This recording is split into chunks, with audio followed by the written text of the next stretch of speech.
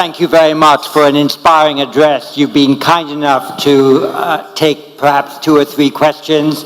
Thank you. Thank you very much, Chair.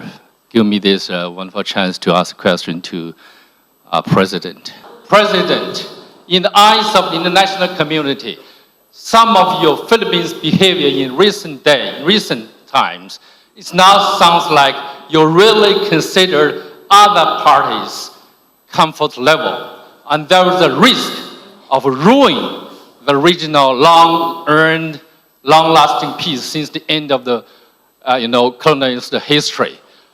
What's your comments on that? Quite the contrary. I think if you examine more closely the remarks that I just made, I precisely focus on ASEAN centrality, and that the principles that are laid down that are involved in the concept of ASEAN centrality are some things that we must use to guide us. And when we talk about the South China Sea, we have to also remember that the South China Sea is the passageway for half of the world trade.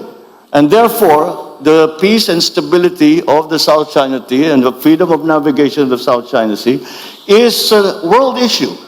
And that is what I am proposing. And I am saying that yes, it is a regional issue, but we must examine and be part of the discussion. We must include all parties in that discussion, because now it is not just ASEAN member states who are stakeholders, and it is quite easy to see that it is in fact the entire world that have become stakeholders in the peace and stability of our region. President Marcos, I'm going to ask you a very direct question, if you don't mind, which is, if Chinese Coast Guard water cannons killed a Filipino sailor, would that cross a red line? And then can you also give us a sense of what are the actions that would trigger a request from Manila to Washington to invoke the U.S.-Philippines Mutual Defense Treaty?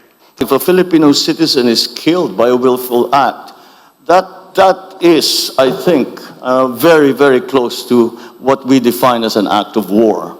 And therefore, we will respond accordingly.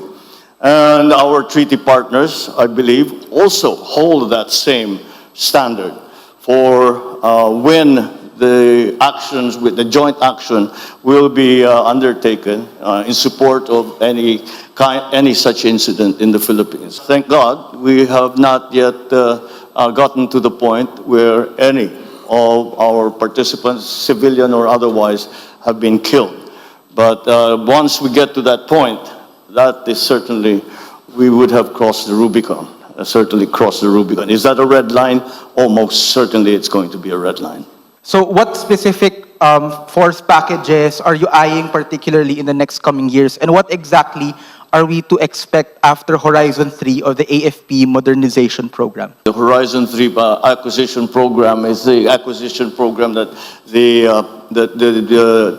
our Department of National Defense has just completed. Then we are presently in the process of finding suppliers for all the different requirements that we have to build up our capabilities in the armed forces of the Philippines to work for peace, prepare for war.